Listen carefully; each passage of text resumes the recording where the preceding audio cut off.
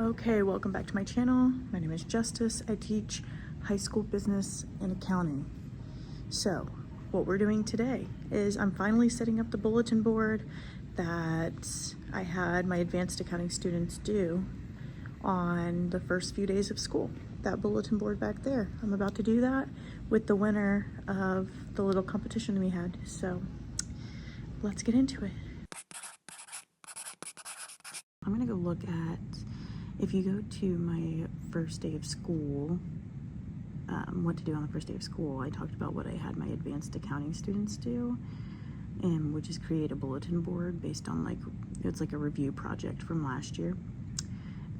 So I'm gonna actually go look at that. I'll show you some of them that I got turned in, and I need to print those off because they're going to present them, and I'm gonna have them vote on the best looking one for tomorrow. So let's go look at a couple. Okay, so here's one that I got from a student. So they chose the accounting equation to do, right? And then this student chose dividends, which I think this would be a pretty good, easy one to do on a bulletin board. Okay, looks like this student chose debits and credits, and our debits and credits always have to balance. All right, and then this student chose financial statements. So they listed all the different financial statements. I like this one because there's not a lot of words on it. I told them I want it more of like a visual representation. And this student also chose debits and credits, and they chose like a Pixar, Toy Story theme, which I think is kind of cute. Okay, and this one has too many words on it. I would probably take the definitions of the different financial statements off, but I actually really like what they did here. So they put the equation that's on each financial statement that we went through last year. For an update, this was the winner of my bulletin board. So I am starting to get that all together in Canva.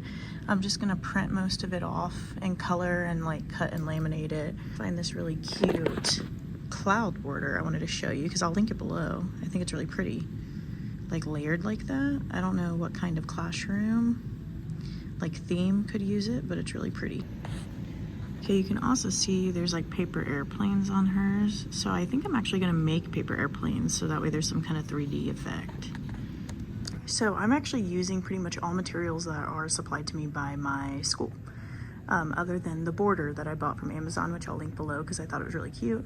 But we're about to put some white paper over this because it's kind of like a sky themed.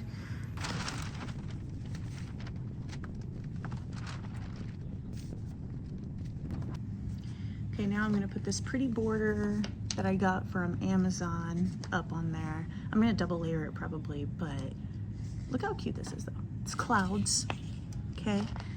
I just think this is so cute, and I feel like there's so many themes that this could go with. If you have a pastel theme, or if you have a Taylor Swift theme going. For some reason this reminds me of an album that I can't think of the name of right now, maybe 1989, but I'll link it below because it was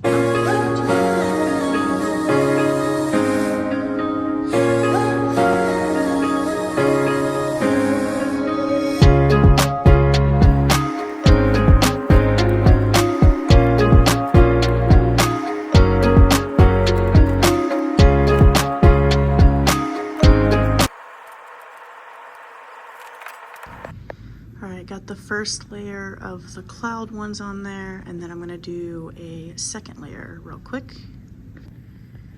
Okay, I got the double layered clouds. I like it so far. Okay, now I'm gonna start adding the actual stuff that goes on it.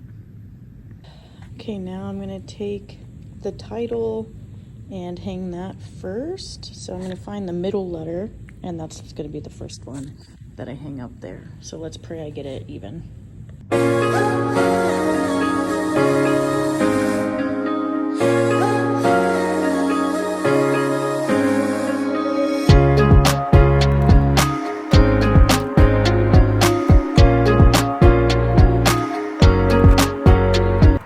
say that's pretty good. Mostly even. There's probably a little more space on that side, but that's okay. I would have laminated this, but this is going to be a project I do every year, so this will be the one bulletin board that I'll probably redo every year. So I didn't want to spend time laminating something that's going to come down in a couple of months anyways. So next I'm actually going to add all the elements now.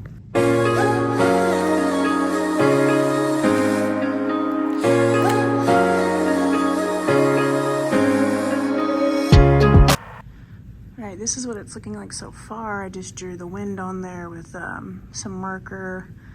So just gotta finish the sun and the words that go over there, add some like paper airplanes, just like her example, which is right here. It's kind of cut off a little bit, but I'm gonna have to pause because it is back to school night. So I'm gonna have to finish this probably during my prep tomorrow. All right, here is where I'm stopping today. I added the paper airplanes to the board.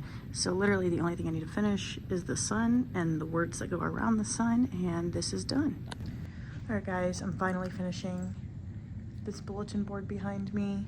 I've been super sick and honestly just not wanting to climb up and do all this. I'm still really sick, so I just want to finish it. I really just have to finish the sun and put a couple words on it and it's done, but I just have not had any energy. So let's just go ahead and get it done today.